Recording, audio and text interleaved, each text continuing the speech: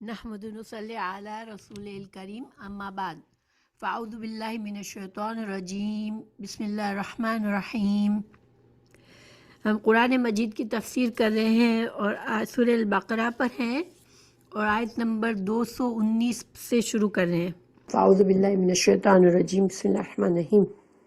یسألونک عن الخمر والمیسر قل فیہما اسم کبیر ومنافع للناس واسمہما اکبر من نفعہما ویسألونک ماذا ينفقون قل العفو كذلك يبين الله لكم الآيات لعلكم تتفكرون۔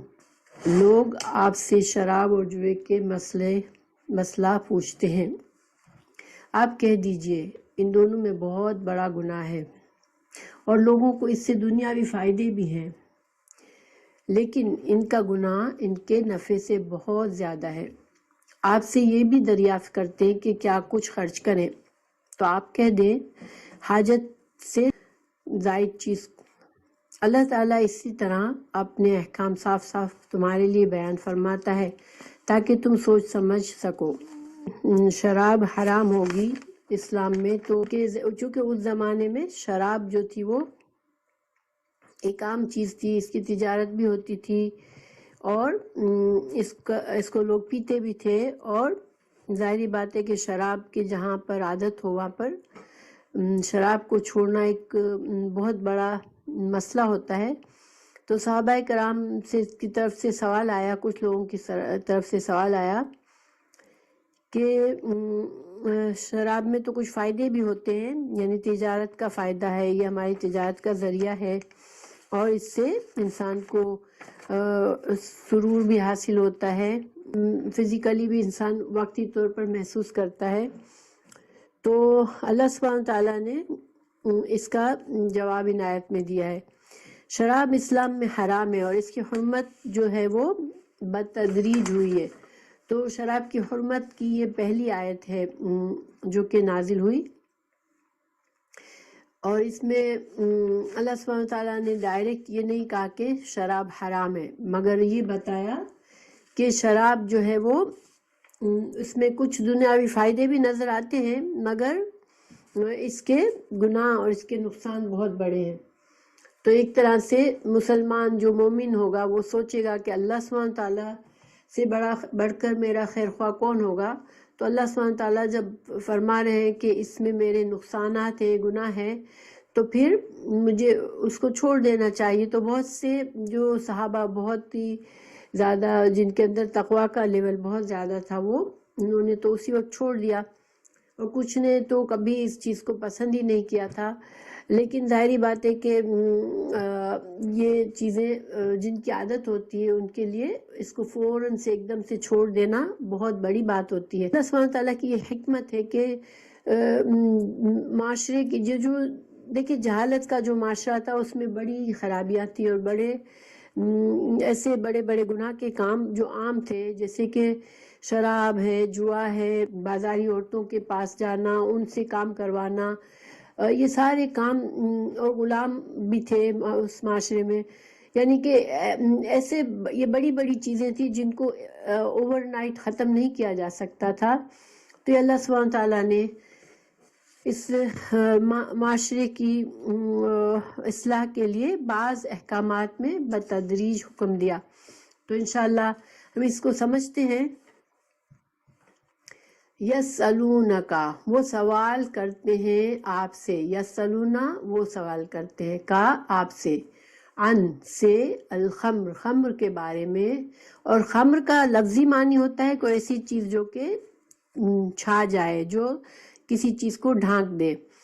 تو خمار، عورتوں کی جو اوڑھنی جو سر پر اوڑھی جاتی ہے اس کو خمار کہتے ہیں، جس سے سر ڈھکا جاتا ہے۔ شراب کو خمر کیوں کہتے ہیں؟ کیونکہ شراب عقل کو ڈھانک دیتی ہے، شراب انسان کی عقل پر پردہ ڈال دیتی ہے، اس لیے اس کو خمر کہتے ہیں۔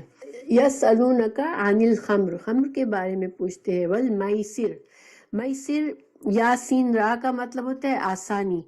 تو جوئے سے جو پیسہ کمایا جاتا ہے وہ آسان ہوتا ہے. جوا کھیل کے انسان راتوں رات بہت سارا مال کما لیتا ہے یا بہت سارا مال لوز کر دیتا ہے، تو اس کو میسر کہتے ہیں. تو میسر جوا کے بارے میں اور شراب کے بارے میں آپ سے سوال کر رہے ہیں. قل آپ کہہ دیجئے فیہما، ہما یہ تثنیہ ہے، ان دونوں میں اسمن گناہ ہے، کبیر بہت بڑا، ومنافع اور فائدے ہیں، للناس لوگوں کے لیے. تو اللہ سبحانہ وتعالیٰ نے گناہ پہلے بتایا کہ اس کو پینا بہت بڑا گناہ ہے، شراب اور جوا کھیلنا گناہ کے کام ہے. لیکن دنیاوی کچھ فائدے بھی ہیں، لوگوں کو اس میں فائدے بھی نظر آتے ہیں کچھ.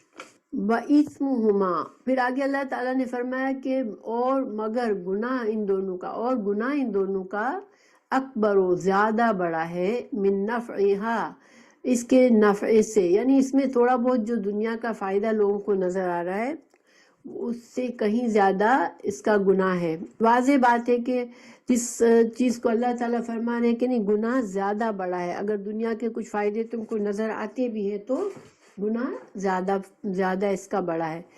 اب یہ شراب کا حکم جو ہے اس کی حرمت 3 بار قرآن میں آئی ہے. سب سے پہلے یہ آیت آئی، اس کے بعد اللہ تعالیٰ نے سورہ نساء میں فرمایا، نساء کی 40 آیت، سورہ نساء کی 43 آیت، یا ایھا الذین آمنوا لا تقربوا الصلاۃ وانتم سکارا، اے ایمان والو تم جب نشے کی حالت میں ہو تو نماز کے قریب بھی نہ جاؤ.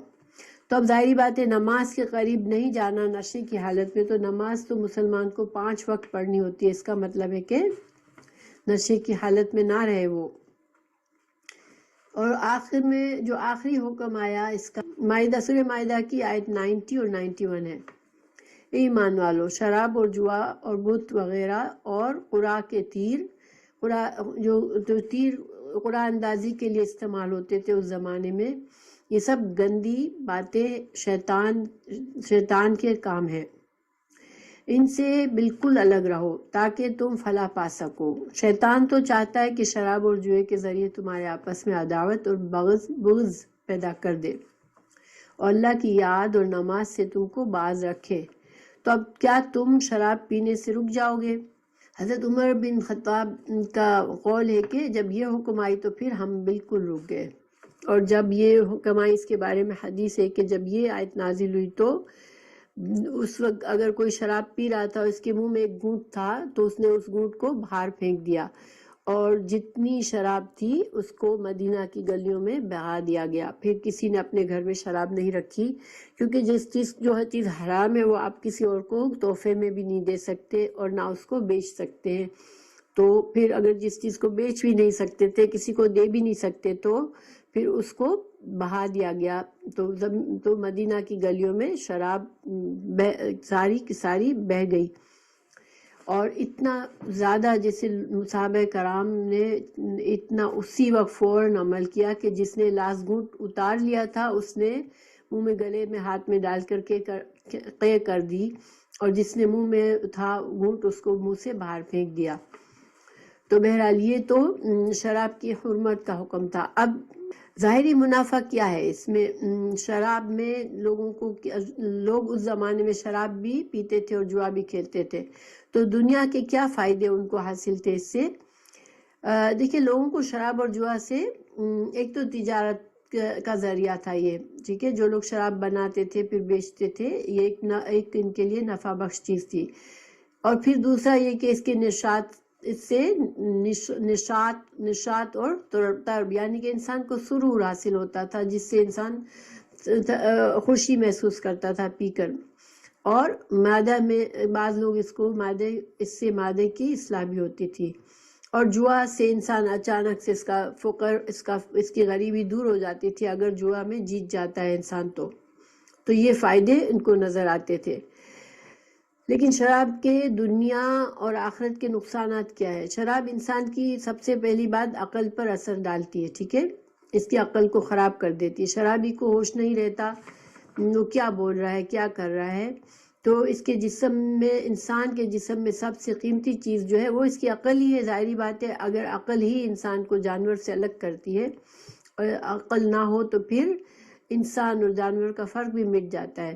اس کے علاوہ شرابی انسان نشے میں جھگڑالو ہو جاتا ہے، گالی گلوچ کرتا ہے، الٹے سیدھے کسی پر بہتان لگاتا ہے، نماز ترک کر دیتا ہے اور کوئی نیک کام کرنے کے قابل نہیں رہتا. اور ظاہری بات ہے کہ ایک شرابی کے گھر میں کیا حالات ہوتے ہیں، وہ بیوی کو مار پیٹ کر رہا ہے، بچوں کی مار پیٹ کر رہا ہے، تو سارا گھرانہ اس سے برباد ہوتا ہے. اور جو جوا ہے تو وہ بھی انسان کو دیکھیں، اگر انسان جوئے میں ہار جاتا ہے تو بعض اوقات اس حد تک ہار جاتا ہے کہ اپنے گھر کی چیزیں، یہاں تک کہ اپنی بیوی کو بھی داؤ پر لگا دیتا ہے. جوئے کا جو بہت عادی ہوتا ہے اس کو جب ہارنے لگتا ہے تو اس کو ہوش نہیں رہتا کہ وہ کیا چیز داؤ پہ لگا رہا ہے. تو اس سے آپس میں دشمنی اور بغض اور حسد بڑھتا ہے، معاشرے میں خرابی پھیلتی ہے.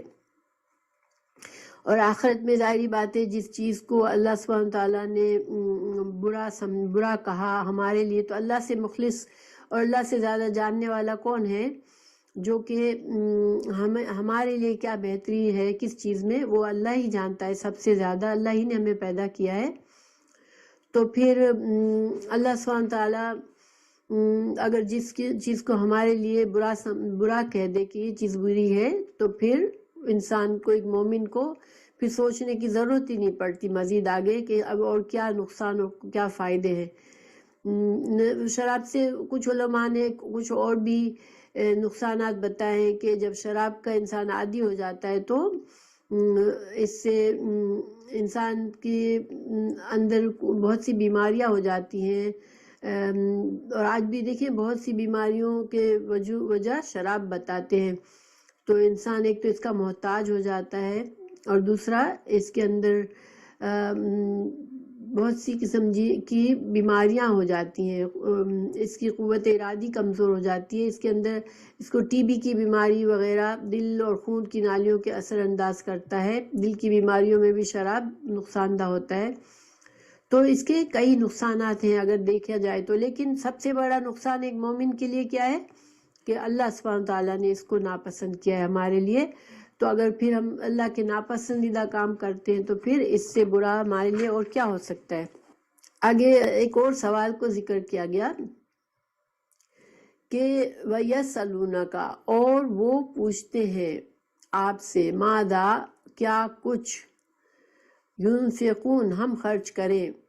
دیکھیں صحابہ کرام جو تھے نا وہ حریص تھے کہ کسی طرح نیکی کا کام کر لیں، معلوم کرے کہ کیسے ہم اللہ کی رضا حاصل کر سکتے ہیں.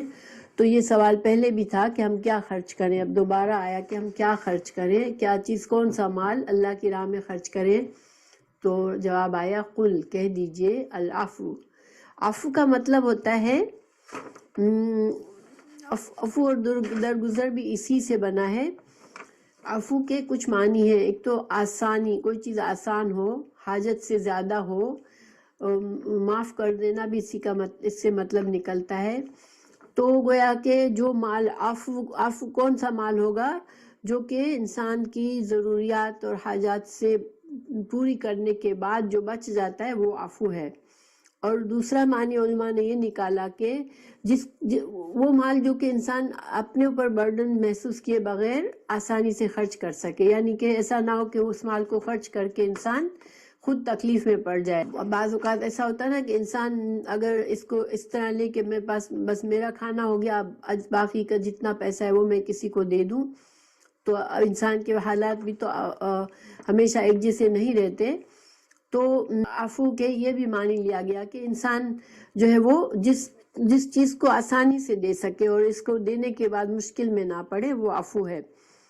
مطلب یہ کہ انسان کے مال میں اللہ کے لیے، اللہ کی راہ میں خرچ کرنے کا حصہ ہونا چاہیے. حضرت معاذ بن جبل اور حضرت ثعلبہ اس حدیث کے بارے، اس آیت کے بارے میں ہے کہ حضرت معاذ بن جبل اور حضرت ثعلبہ رسول اللہ صلی اللہ علیہ وسلم کے پاس آئے اور دریافت کیا، حضور ہمارے پاس غلام بھی ہیں، بال بچے بھی ہیں اور ہم مالدار بھی ہیں، تو ہم کیا کچھ اللہ کی راہ میں دیں.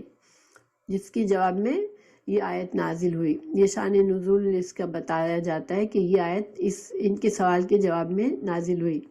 تو یعنی کہ جو اپنے بال بچوں کے خرچ کے بعد بچے، تو بہت سے صحابہ اور تابعین نے اس کی یہی تفسیر کی ہے، لیکن حضرت طاؤس نے کہتا ہے کہ ہر چیز میں تھوڑا تھوڑا اللہ کی راہ پر بھی دیتے رہیں، یعنی کہ جو بھی ہماری کمائی ہوتی ہے اس میں سے ہمیشہ تھوڑا تھوڑا اللہ کی راہ میں دیتے رہو۔ یہ دوسرا قول ہے اس کے بارے میں۔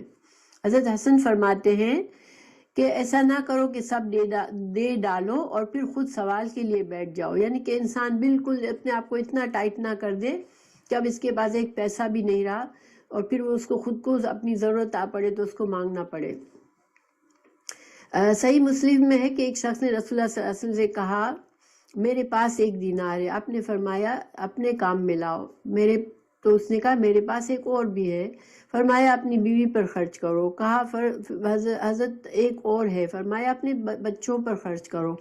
کہا میرے پاس ایک اور ہے، تو آپ نے فرمایا اپنی عقل سے خود بھی خرچ کر لو۔ یعنی کہ انسان اپنی سمجھ دیکھے، انسان دیکھے کہ میری یہ نہ ہونا کہ بعض اوقات انسان اپنے بیوی بچوں کے معاملے میں تو کنجوسی کرے، ان پر خرچ نہ کرے کہ یہ تو گھر میں ہی ہے، میں کسی اور کے کام میں دوں گا تو مجھے زیادہ فائدہ ہوگا۔ نہیں، اس حدیث سے ہمیں یہ بھی پتہ چلتا ہے کہ انسان کا پہلا صدقہ جو ہوتا ہے اپنے بال بچوں کے لیے ہوتا ہے۔ ایک دوسری حدیث بھی ہے صحیح مسلم کی کہ حضور نے ایک شخص سے فرمایا اپنے نفس سے شروع کر کے پہلے اسی پر صدقہ کرو، یعنی کہ انسان اپنا دل نہ مار کے بیٹھا رہے، انسان اپنے آپ پر خرچ کرے، اپنے نفس کو بھی خوش کرے، اسراف نہ کرے، لیکن اچھی طرح سے اللہ نے دیا ہے تو اچھی طرح سے اپنے نفس پر بھی خرچ کرے، اپنے آپ پر خرچ کرے۔ اسی صدقے کو سب سے پہلا صدقہ یہی ہے، پھر تو اپنے بال بچوں پر خرچ کر، یعنی بال بچوں پر خرچ کرنا، بیوی پر خرچ کرنا، یہ بھی ایک صدقہ ہے۔ اور انسان کو خوش دلی سے، مردوں کے لیے چاہیے کہ وہ خوش دلی سے ان کی ضروریات پوری کرے، ان کو خوش رکھے۔ پھر اگر اس سے بچے تو رشتہ داروں کو دے اور پھر حاجت مندوں کو دے۔ تو یہ ترتیب ہونی چاہیے کہ انسان اچھی طرح رہے اور پھر بچے ہوئے مال میں سے رشتہ داروں کے لیے بھی خرچ کرے، حاجت مندوں کو بھی دے، بس ہاتھ روک کر نہ بیٹھا رہے۔ اور حدیث میں ہے کہ سب سے افضل خیرات وہ ہے کہ جو انسان سب سے افضل خیرات وہ ہے جو انسان اپنے خرچ کے مطابق باقی رکھ کر بچی ہوئی چیز کو اللہ کی راہ میں دے دے۔ اگر ایمان اتنا اسٹرانگ ہے کہ ہم گزارا کر لیں گے، ہم جو اللہ نے دیا اس میں انسان رہ سکتا ہے خوشی سے، تو پھر یہ بھی کر سکتا ہے انسان کے دے دے، اپنی ضروریات پوری ہونے کے بعد دے دے مال۔ جیسے حضرت ابوبکر صدیق کی مثال ہمیں ملتی ہے کہ وہ ہمیشہ جب بھی کبھی موقع آیا وہ بہت سارا مال دیتے تھے اور اللہ پر بھروسہ کرتے تھے کہ اللہ تعالیٰ ان کی ضروریات پوری کرے گا۔ لیکن ایمان کی بھی مضبوطی تھی۔ دیکھیں اگر انسان اپنا سارا مال ایک دن جذبات میں آ کر دے دیتا ہے، دوسرے دن وہ خود دوسروں سے مانگتا ہے، یہ اسلام میں پسندیدہ نہیں ہے۔ اور اوپر والا ہاتھ نیچے والے ہاتھ سے افضل ہے، یعنی کہ پہلے انہیں دے جن کا خرچ ہمارے ذمے ہے۔ تو انسان کے ذمے جو اخراجات ہیں، بیوی بچوں کے، گھر کے اخراجات، ماں والدین کے لیے خرچ کرنا، یہ چیزیں انسان کے لیے زیادہ ضروری ہے، تو ان پر زیادہ دھیان دے انسان۔ اور پھر ایک اور حدیث میں ہے کہ اے ابن آدم، جو تیرے پاس اپنی ضرورت سے زائد ہو اسے اللہ کی راہ میں دے ڈالنا ہی تیرے لیے بہتر ہے، اس کو روک رکھنا تیرے لیے برا ہے۔ ہاں، اپنی ضرورت کے مطابق خرچ کرنے میں تجھ پر کوئی ملامت نہیں۔ ابن عباس کا قول ہے کہ یہ ایک ابن عباس کا قول ہے، رسول اللہ صلی اللہ علیہ وسلم سے نہیں ہے منسوب، کہ یہ جو ضرورت سے بچا ہوا سارا مال خرچ کر دینا، یہ حکم اب منسوخ ہو گیا، کیونکہ زکوٰۃ کا حکم آ گیا۔ دیکھیں زکوٰۃ کس مال پر دی جاتی ہے؟ جو انسان کے پاس سال کے آخر میں بچا ہوا مال ہوتا ہے، اس کے 2.5% دینا پڑتا ہے زکوٰۃ کا۔ تو ظاہری بات ہے اسلام میں اگر ہم کو اجازت نہ ہوتی پیسہ بچانے کی تو پھر کس سے کوئی زکوٰۃ دیتا ہی نہیں، اس لیے کہ اس کے پاس اتنا مال رہتا ہی نہیں۔ تو زکوٰۃ کا نصاب تک اگر ہمارے پاس اتنا مال ہے سال کے آخر میں تو ہمیں اس پر زکوٰۃ دینی ہوتی ہے. تو اس سے ہمیں پتہ چلتا ہے کہ اپنا مال ہم بچا کر بھی رکھ سکتے ہیں، اور جو جمع کیا ہوا مال ہے اس پر پھر ہمیں زکوٰۃ دینی ہوگی. تو اسی وجہ سے ابن عباس نے کہا کہ ضرورت کی سے زیادہ کا مال تم صدقہ کر دو. تو اب یہ حکم باقی نہیں ہے، کیونکہ زکوٰۃ کا حکم آیا ہے، اور زکوٰۃ کے حکم کے مطلب یہ ہوا کہ تم اپنا مال جمع بھی کر سکتے ہو، اور پھر اس جمع کیے ہوئے مال سے سال کے آخر میں جو زکوٰۃ کا نصاب ہے وہ غریبوں کو دے دو. تو بہرحال یہ سارے اقوال ہیں اس کے بارے میں. اس کا خلاصہ ہم کیسے سمجھیں کہ انسان کو صرف اب یہ نہ سمجھے میں جو کماتا ہوں میرا مال ہے بس میرے اوپر خرچ ہو، اور میں باقی جو بھی ہے وہ بھی میرے لیے جمع رہے. نہیں، انسان کی پہلی بات کہ انسان کو اپنی جو اس کے اوپر ذمہ داریاں ہیں جن لوگوں کے خرچ کی، اپنے بیوی بچوں کی خرچ کی، والدین کے ساتھ احسان کرنے کی، تو ان ذمہ داریوں کو پہلے پورا کرے، اور پھر اس سے بچا ہوا مال جو ہے اس میں ہمیشہ کچھ نہ کچھ حصہ وہ صدقہ کرے اور اس سے غافل نہ رہے. ٹھیک ہے، تو یہ انشاءاللہ ہمارے لیے صحیح طریقہ ہے. کذالک اسی طرح یبین بیان کرتا ہے اللہ لکم تمہارے لیے الآیات، تمہارے لیے آیات کو اسی طرح بیان کرتا ہے. بیان کرنے سے مطلب ہے وضاحت فرماتا ہے اللہ، تاکہ لعلکم تاکہ تتفکرون تم غور و فکر کرو. دیکھیے اللہ سبحانہ تعالیٰ قرآن کی بعض آیات بعض احکامات کی وضاحت میں خود ہی فرما دیتے ہیں. قرآن کی بعض آیات کی تفسیر بھی کرتی ہیں. جب ہم تفسیر پڑھتے ہیں تو ہمیں جو حوالے ملتے ہیں کہ ہاں فلاں جگہ اللہ تعالیٰ نے یہ فرمایا، فلاں جگہ پہ یہ فرمایا، ایک آیت کی تفسیر میں دوسری آیت کو پیش کیا جاتا ہے. وہ کیوں ہوتا ہے کہ اللہ تعالیٰ نے اس آیت کی وضاحت، اس حکم کی وضاحت قرآن میں کی ہوتی ہے. تو اللہ سبحانہ تعالیٰ نے اور رسول اللہ صلی اللہ علیہ وسلم کا بھی جو ذمہ داریاں تھیں اس میں سے ایک ذمہ داری یہ تھی کہ قرآن کی آیات کی تفسیر کرے لوگوں پر. تو اللہ تعالیٰ فرما رہے ہیں کہ احکامات کی وضاحت اور تشریح بھی اللہ تعالیٰ بیان کرتا ہے. اور اللہ تعالیٰ جو ہے قرآن میں کسی نیکی کے کام پر اجر کا وعدہ بھی بیان کرتا ہے، کسی برے کام پر اس کی سزا بھی بیان کرتا ہے، تاکہ انسان جو ہے غور و فکر کرے اور انسان دنیا کی محبت میں نہ لگا رہے. اس کو بتایا آخرت کے ظاہری باتیں، جب ہم اللہ سے آخرت کے وعدے پڑھتے ہیں، دنیا کے فائدوں کے وعدے پڑھتے ہیں، تو ہمیں پھر یہ احساس ہوتا ہے کہ اصل مقصد جو ہے ہمارا کیا ہے کہ ہم آخرت کو بالکل نہ بھولیں. ہمارے جو بھی اعمال ہے اس کا ہمیں حساب کتاب دینا ہے، اور جو نیک کام ہم کریں گے ان کا ہمیں اجر و ثواب ملنا ہے انشاءاللہ آخر میں. اور جو خدا نخواستہ گناہ ہو جائے تو ان سے انسان کو معافی مانگ لینی چاہیے. اور اگر صدقہ خیرات کی عادت نہیں ہے تو صدقہ خیرات کرنے کی عادت ڈالنی چاہیے، تاکہ ہمارے لیے آخرت میں کچھ ہو. اور یہاں پر تتفکر غور و فکر، تو ہمیں غور و فکر اور تدبر کرنے کی اللہ سبحانہ تعالیٰ چاہتے ہیں کہ ہم غور و فکر کریں. انسان کو دین میں غور و فکر کرنا ضروری ہے. اگر ہم قرآن پر غور و فکر کرتے ہیں تو ہمیں احساس ہوتا ہے کہ ہمارا جو اصل گھر ہے وہ آخرت کا ہی ہے، اصل زندگی آخرت کی ہے. دنیا ہمارے لیے بہت کم ہے، دنیا کا جو وقت ہے، دنیا کی نعمتیں وہ لمیٹڈ ہے، اور یہ اس میں آزمائشیں ہیں. یہ ساری چیزیں ہمیں غور و فکر کر کے پتہ چلے گی. انسان کو اندھا بہرا بن کے نہیں رہنا چاہیے، قرآن کی آیت پر غور و فکر کرنا چاہیے. اللہ تعالیٰ نے قرآن ہی میں دوسری جگہ فرمایا کہ ان علینا جمعہ و قرآنہ فاذا قرأناہ فاتبع قرآنہ ثم ان علینا بیانہ. ہمارے ذمے ہے اس کا جمع کرنا اور اس کو سنانا. تو جب ہم سنا چکے تو اس سنانے کی پیروی کرو، پھر ہماری ہی ذمہ ہے اس کی وضاحت کرنا. تو اللہ سبحانہ تعالیٰ فرما رہے ہیں کہ قرآن کی وضاحت اللہ کرتا ہے، مگر جب تک انسان غور و فکر نہیں کرے گا تو ظاہری بات ہے کہ اور صحیح طرح سے ہم تعلیم قرآن کی نہیں حاصل کریں گے تو ہمیں یہ چیزیں سمجھ نہیں آئے گی. اور قرآن کی بہت سی آیات دوسری آیت کی تفسیر کرتی ہے، تو گویا ہم ایک آیت کو ایک جگہ پڑھ کے ہی اس کو فائنل نہ سمجھ لیں۔ بعض اوقات بعض آیات ہوتی ہے، مثال کے طور پر کافروں کو جہاں پاؤ وہاں سے پکڑو اور مارو، تو یہ آیت جو ہے وہ اگر ہم اس کو لٹرلی لے لیں، بس اسی آیت کو پکڑ لیں، تو اس کا مطلب ہے کہ جتنے کافر ہیں ان کو ہمیں پکڑ کر مارنے کا حکم دیا جا رہا ہے۔ مگر ظاہری بات ہے کہ ایسا نہیں ہے۔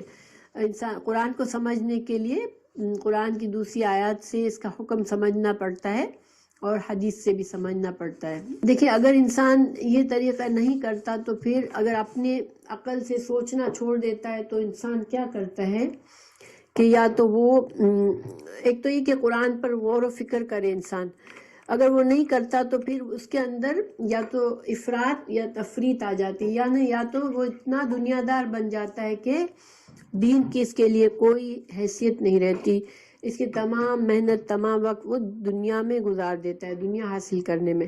اور اگر بعض لوگ دنیا کو بالکل چھوڑ کے رہبانیت میں آ جاتے ہیں کہ دنیا سے بالکل بے رغبت ہو جاتے ہیں کہ دنیا سے انہیں کوئی مطلب نہیں ہے، مگر ہمارا جو دین ہے وہ ایسا نہیں ہے۔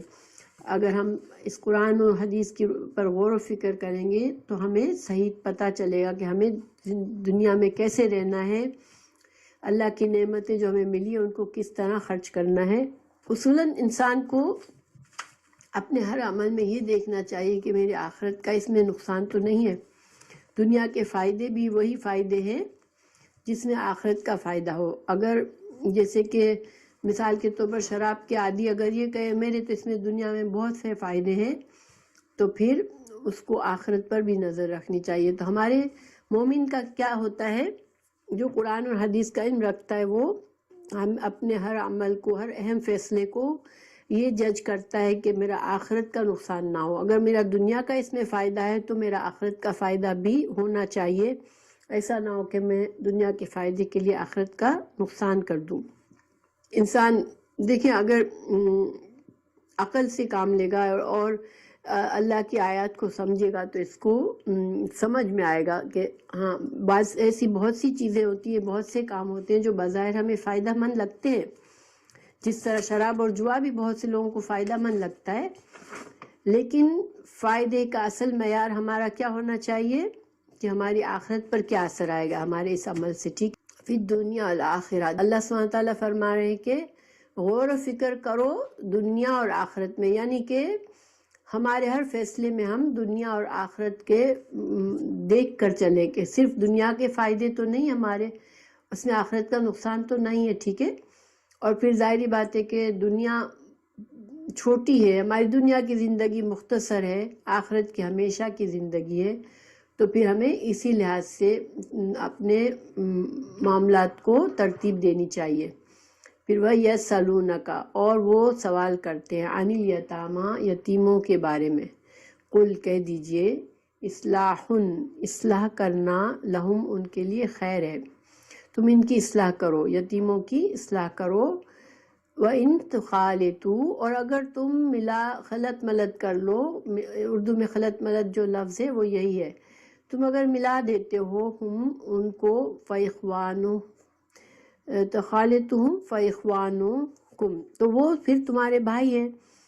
یعنی کہ یتیموں کے بارے میں یہ سوال کیوں کیا گیا تھا کہ یتیموں کے بارے میں بڑے سخت احکامات اللہ تعالیٰ نے فرمائے تھے کہ جو یتیم کا مال کھائے گا وہ پیٹ میں آگ بھرے گا، وہ دوزخ میں جائے گا۔ سورہ نساء میں فرمایا تھا، سورہ انعام میں فرمایا تھا کہ یتیم کے مال کے پاس نہ جاؤ مگر ایسے طریقے سے جو احسن طریقہ ہو۔ تو صحابہ کرام ذرا گھبرا گئے، اور اس زمانے میں بہت سے صحابہ کرام یتیموں کی کفالت کرتے تھے، کیونکہ وہ ان کو پتہ تھا کہ یتیم کی کفالت کرنا بہت اجر و ثواب کا کام ہے۔ رسول اللہ صلی اللہ علیہ وسلم نے ایک حدیث میں فرمایا تھا کہ یتیم کی کفالت کرنے والا اور میں جنت میں ایسے ہوں گے جیسے آپ نے اپنی شہادت کی انگلی اور پچھلی انگلی کو اٹھا کر بتایا کہ جیسے ان دونوں انگلیوں میں فاصلہ ہے، اس طرح سے اتنا فاصلہ یتیم کی کفالت کرنے والے اور میرے درمیان ہوگا جنت میں۔ یہ بخاری اور مسلم کی حدیث ہے۔ تو صحابہ کرام تو ہر فائدے والی چیز کی طرف بھاگتے تھے، کہ ہمیں آخرت کا ثواب اور اجر و ثواب مل جائے، اللہ سبحانہ تعالیٰ ہم سے راضی ہو جائے۔ تو یتیموں کو تو وہ رکھتے تھے، لیکن اب اتنی سخت سخت آیات آ گئی کہ یتیم کے مال کے بارے میں، جو یتیم کا مال کھا لے گا تو وہ تو آگ پیٹ میں بھرتا ہے، یا یتیم کے بارے میں مال کے پاس غلط نیت سے نہ جاؤ، یہ وہ تو پھر وہ گھبرانے لگے، اور انہوں نے کیا کیا کہ اپنے یتیم کے مال کو اتنا الگ کر دیا کہ یتیم کا کھانا الگ بنتا تھا، اور پھر اگر وہ کھانا بچ بھی جاتا تو وہ اس کو کوئی نہ ہاتھ لگاتا تھا، ہاتھ نہیں لگاتے تھے، چاہے وہ پھر یتیم ہی دوبارہ کھا لے بعد میں، یا اگر خراب ہو گیا تو اس کو پھینک دے۔ تو اس چیز کی ظاہری بات ہے کہ یہ اس کی شکایت ہوئی، آپ صلی اللہ علیہ وسلم سے بتایا گیا کہ ہم لوگ تو پریشان ہیں، اس لیے ہم اس طرح سے کرتے ہیں۔ تو یہ آیت نازل ہوئی کہ یتیم کے مال کی حفاظت ہے، مگر ان کو کھانے میں شریک کر لیا جائے اس طور سے کہ نیت اس کے ساتھ بھلائی کرنے کی ہو۔ دیکھیں اللہ سبحانہ تعالیٰ نیتوں کو جانتا ہے۔ اللہ تعالیٰ آگے فرماتا ہے واللہ، اور اللہ تعالیٰ یعلم جانتا ہے، المفسد فساد کرنے والے کو، من المصلح اور اصلاح کرنے والے کو، وَلَوْ شَاءَ اللَّهُ اللہ اگر چاہتا، لَأَعْنَتَكُمْ تو البتہ مشکل میں ڈال دیتا تم کو، ان اللہ بے شک اللہ تعالیٰ عزیز حکیم۔ تو اللہ تعالیٰ نے پھر اس آیت کے ذریعے اجازت دی کہ تم یتیم بھی تمہارے بھائی ہیں، اگر تم ان کو کھانا ساتھ کھاتے ہو مل کے، ان کے مال کا تمہارا مال تھوڑا مل جاتا ہے، تمہاری نیت صاف ہے اور تم اس کے مال کی حفاظت کرتے ہو، اور تمہاری نیت ہے کہ اس کے مال کو تم ضائع نہیں کرنا چاہ رہے، اور اس کے مال کی حفاظت سے تم اس کو واپس کرنے کی نیت رکھتے ہو، تو اگر تھوڑا بہت تم ساتھ مل کے کھاتے پیتے ہو تو اس میں کوئی فرق نہیں پڑتا ہے، وہ بھی تمہارے بھائی، مسلمان بھائی ہیں وہ تمہارے۔ مطلب یہ کہ کھانا الگ کرنا، یہ وہ اتنی زیادہ احتیاط کی ضرورت نہیں ہے۔ اور ایون جیسے اگر یتیم کے مال کو بزنس میں لگاتا ہے انسان، تب بھی وہ نیت ہو کہ اس کے مال اور اس کے منافع یتیم ہی کے لیے کام آئے گا۔ تو اس طرح سے اگر خیر خواہی دل میں نیت ہے، اس کے فائدے کی نیت ہے، تو اللہ جانتا ہے، چونکہ اللہ دلوں کو جانتا ہے، تو انسان پھر اگر مال کو ملا لیتا ہے تو کوئی حرج نہیں ہے۔ لیکن اگر جو بہانے کر کے مال ملائے گا اور اس کو نیت یہ ہوگی کہ میں کسی طرح اس کے مال کو ہڑپ کر لوں، یہ بڑا ہو اس سے پہلے، تو پھر یہ نقصان ہے۔ اور اللہ تعالیٰ نے آخر میں بتایا کہ یہ اللہ تعالیٰ تمہارے لیے آسانی کر دی، اللہ نے یہ حکم دے کہ یہ تم یتیم کا مال ملا سکتے ہو، اور اللہ تعالیٰ کے فیصلے جو ہیں حکمت کے مطابق ہے۔ اللہ تعالیٰ بہت زبردست ہے پکڑنے میں بھی، لیکن اللہ کے فیصلے حکمت والے ہیں۔ تو اس کا یہ مطلب ہے، یہاں پر یہ کہنے کا مطلب یہ ہے کہ اللہ اگر چاہتا تو تم پر اور سختی کرتا یتیم کے مال کے بارے میں، لیکن اللہ نے تمہیں آسانی کی ہے۔ ہاں البتہ تمہاری نیت اللہ جانتا ہے، اور اللہ کے فیصلے حکمت والے ہیں۔ تم یہ اجر کما لو، یہ اجر و ثواب کا کام تھا یتیم کو پالنا، تو یتیم کے پالنے کو اپنے ساتھ رکھنے کا اجر کمانے کے لیے اللہ تعالیٰ نے آسانی کر دی کہ تم کو بہت زیادہ احتیاط، ایک ایک پیسہ، ایک ایک کھانا بھی الگ الگ کرنا، یہ وہ اتنی احتیاط کی ضرورت نہیں ہے۔ تو یہ آسانی تھی اللہ کی طرف سے، ورنہ اللہ چاہتا تو مشکل بھی کر سکتا تھا۔ یہ تو اللہ سبحانہ تعالیٰ تو ہر چیز پر قادر ہے۔ وَلَا تَنْكِحُوا نہ تم نکاح کرو، المشرکات مشرک عورتوں سے، حتیٰ یہاں تک کہ یؤمننا وہ ایمان لے آئے۔ اور مشرک کون ہوتے ہیں؟ بت پرست کافر لوگ جو ہوتے ہیں وہ مشرک ہوتے ہیں، جو اللہ کے ساتھ شریک بناتے ہیں، ان سے نکاح کی اجازت نہیں ہے۔ پھر ولا امانتن اور البتہ لا تاکید کا ہے، البتہ امانتن لونڈی، مؤمنتن ایمان والی، خیرن بہتر ہے، من سے مشرکتن مشرک عورت سے، ولو اگرچہ اعجبتکم، عجبت یعنی تم کو اچھی لگے تم کو۔ اللہ تعالیٰ یہاں فرما رہے ہیں کہ ایک مشرک عورت ہے، خوبصورت ہے، اچھے گھرانے کی ہے، آزاد ہے، اور تمہیں پسند بھی آ رہی ہے، لیکن اس سے بہتر تمہارے لیے نکاح کے لیے کون زیادہ بہتر ہے؟ ایک غلام لونڈی جو کہ مومنہ ہو، یعنی کہ ایک تمہیں مقابلہ کر کے بتا دیا کہ مشرک عورت چاہے کتنی بھی خوبصورت ہو، کتنی امیر ہو، اس کی وہ حیثیت نہیں ہے جو کہ ایک لونڈی جو مومن ہے اس کی حیثیت ہے۔ گویا ایمان جو ہے انسان کو بہتر بنا دیتا ہے۔ اگر کسی کے اندر ایمان کی صفت ہے صفت ہے تو وہ بہت درجہ اعلیٰ مقام رکھتا ہے ایک مشرک کے مقابلے میں، چاہے دنیاوی طور پر اس کے پاس مال بھی ہو، دولت بھی ہو اور خوبصورت بھی ہو۔ تو اللہ نے منع فرما دیا کہ تم جو ہے اس کے مقابلے میں، مشرک عورت کے مقابلے میں، چاہے وہ کتنی تمہیں اچھی لگے، تمہارے لیے ایک مومن لونڈی بھی بہتر ہوگی۔ وَلَا تُنْكِحُوا، اور نہ تم نکاح کر کے دو، المشرکین، مشرک مردوں سے، حتیٰ یہاں تک کہ یؤمنوا، وہ ایمان لے آئے۔ دیکھیں جب مرد کی بات تھی تو اللہ نے فرمایا کہ تم نہ نکاح کرو، ٹھیک ہے۔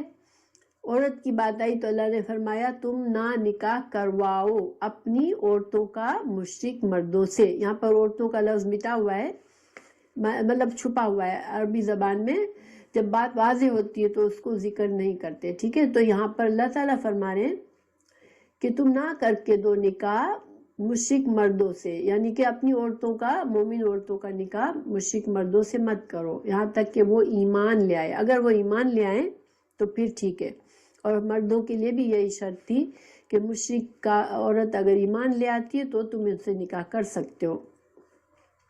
ولا عبد، اور البتہ غلام، مؤمن، مومن، خیر، بہتر ہے، من مشرکن، مشرک مرد سے، ولو اعجبکم، اگرچہ وہ تم کو پسند آئے۔ سیم بات کہی گئی کہ چاہے مشرک مرد تم کو بڑا خوبصورت بھی لگے، ہر لحاظ سے، مالی لحاظ سے اور مال، جسم، خوبصورتی میں ہر طرح سے اچھا بھی لگے، مگر ایک غلام، مومن غلام اس سے بہتر ہے اور اعلیٰ درجے کا ہے۔ پھر اور اس سے ہمیں ایمان کی پتہ بھی چلتا ہے کہ اللہ سبحانہ تعالیٰ کے نزدیک ایمان کی کیا قدر و قیمت ہے، کہ ایک مومن چاہے غلام ہے، اور غلام کیا ہوتا ہے، اس کی کوئی حیثیت نہیں ہوتی، کوئی اس کے پاس اپنی وہ نہیں ہوتی، وہ دوسروں پر مکمل ڈیپینڈ کرتا ہے، لیکن ایسا انسان بھی اگر مومن ہے تو پھر وہ ایک امیر خوبصورت مشرک کے مقابلے میں اللہ کے نزدیک بہتر ہے۔ اور وہ اس کو ہمیں بھی یہی تربیت دی کہ نکاح کے لیے بھی اس کو ترجیح دو، چاہے وہ غلام ہو، بجائے اس امیر اور خوبصورت مشرک کو۔ اولئک، کیوں اللہ تعالیٰ نے یہ وجہ بھی بتا دی کیوں، یہ لوگ یدعونا، بلاتے ہیں تم کو، الی النار، آگ کی طرف۔ دیکھیں شوہر کا بیوی اور بیوی کا ریلیشن بہت کلوز ہوتا ہے، اور ایک دوسرے کا ریلیجن کے جو عقیدہ ہوتا ہے، ایک دوسرے کے طور طریقے، ایک دوسرے کی عادتیں ان کے اندر آ جاتی ہے۔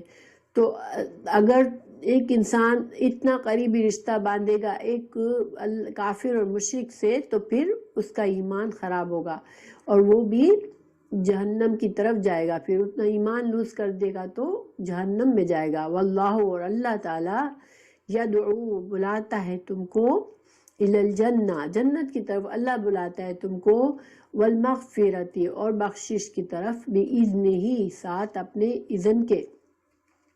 اللہ تعالیٰ تمہیں اچھی باتیں بتا کر ان پر عمل کی توفیق دیتا ہے، ایمان دیتا ہے، ایمان کی توفیق دیتا ہے، اور اللہ تعالیٰ تمہیں جنت کی دعوت دیتا ہے جو تمہارے لیے بہتر ہے۔ اور مشرکین سے اگر تم شادی کرو گے تو یہ تم کو آگ میں لے جانے کا سبب بن جائیں گے، اس لیے اپنے ایمان کو بچانے کے لیے تم یہ کام مت کرو۔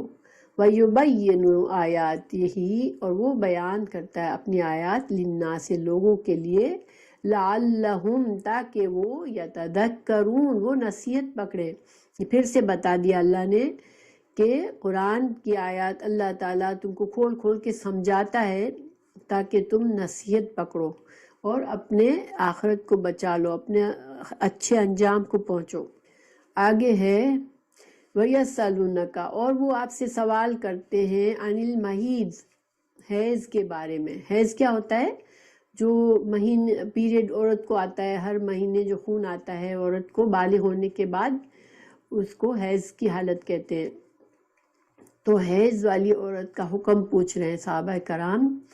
قل، کہہ دیجئے، وَأَذًا، وہ تکلیف ہے، وہ نجاست ہے، فَاعْتَزِلُوا، تو الگ رہو، عزل سے مطلب دور رہو، النساء، عورتوں سے، فی المحیض، حیض کے دوران، یعنی الگ رہو سے یہاں مطلب کیا ہے کہ جو شوہر اور بیوی کا جنسی تعلق ہوتا ہے وہ نہ کرو، ٹھیک ہے، سیکشول ایکٹیویٹی نہ کرو۔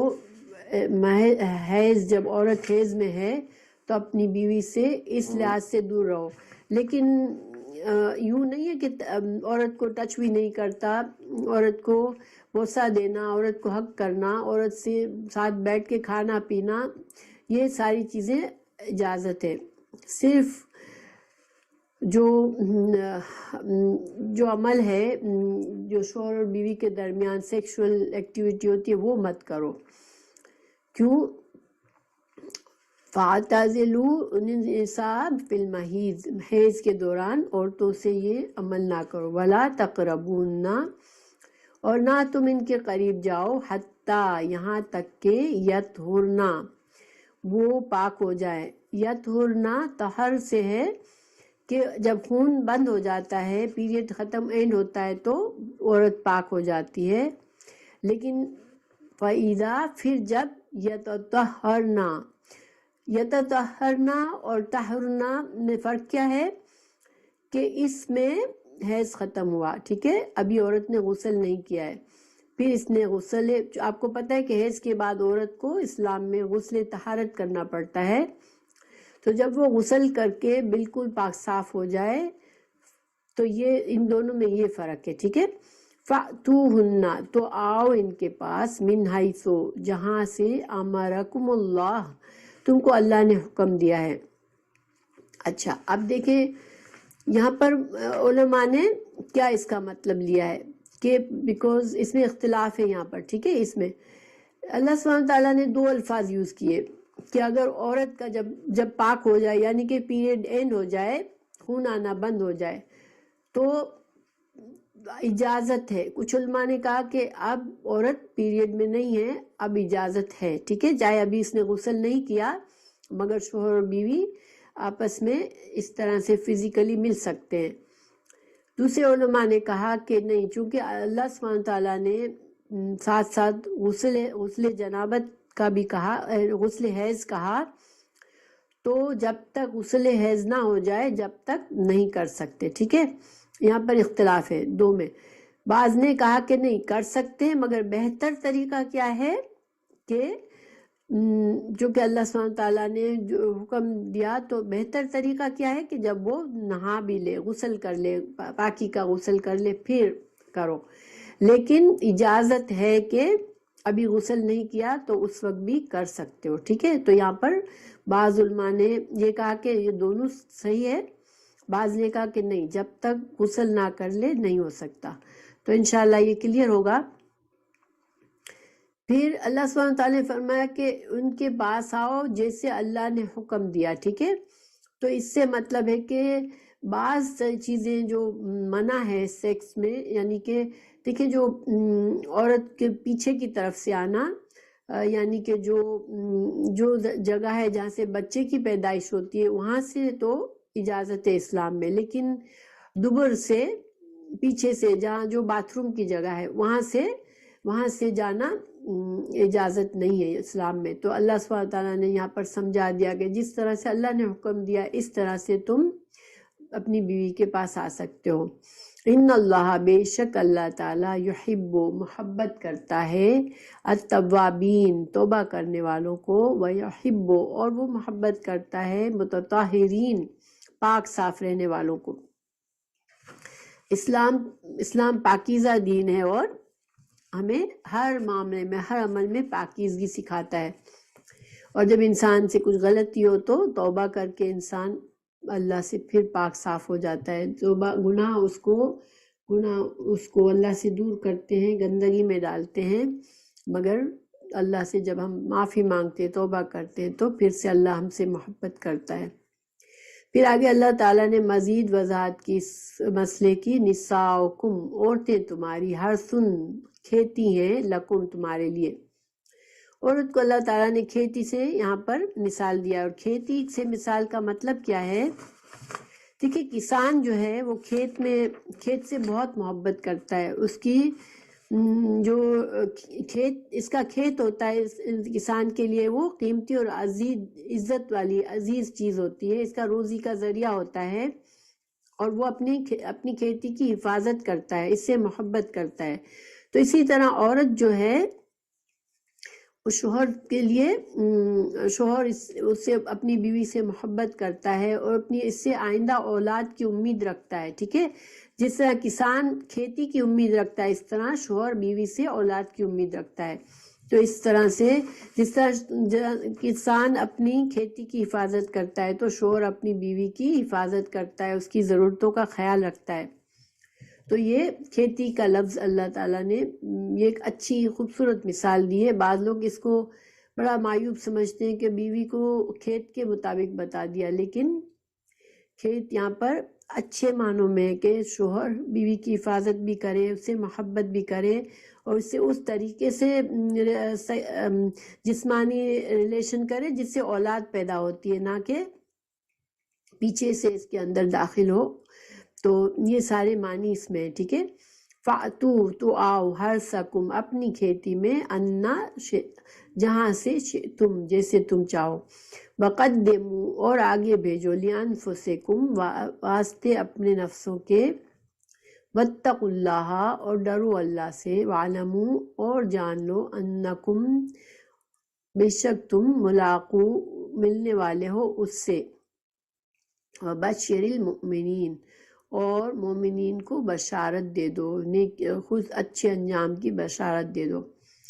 تو اللہ سبحانہ تعالیٰ کی یہ ہم پر احسان ہے کہ ایون شوہر اور بیوی کا معاملہ رشتہ بھی ہے، اس میں انسان اپنی خواہشات لذت لیتا ہے، اپنی خواہشات پوری کرتا ہے، لیکن اس میں بھی اگر انسان اللہ کے احکامات کے پابند خود کو رکھتا ہے، اللہ کا تقوی دل میں رکھتا ہے، تو وہ بھی اس کے لیے اجر کمانے کا ذریعہ بنتا ہے۔ اگر انسان یہ سوچے کہ میری بیوی اس کے ساتھ میں اچھا محبت سے ریلیشن رکھوں اور میں غلط یعنی دوسری عورتوں کی طرف نہ دیکھوں، دوسری عورتوں سے بچوں، تو یہ بھی اس کے لیے ایک عبادت ہو جاتی ہے، نیکی اجر کمانے کا ذریعہ ہوتا ہے کہ شادی اس لیے انسان کرے کہ گناہ سے بچ سکے وہ، اور اولاد کی خواہش رکھے۔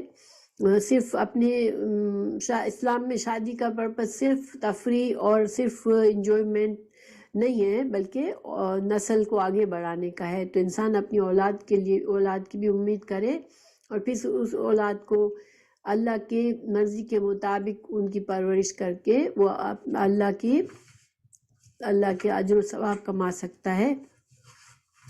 انسان جو بھی دنیا کے کام اگر ایک مومن اللہ کے تقوی کے ساتھ کرتا ہے تو وہ اس کے لیے آخرت کے لیے بہترین خوشخبری کا ذریعہ بنتے ہیں۔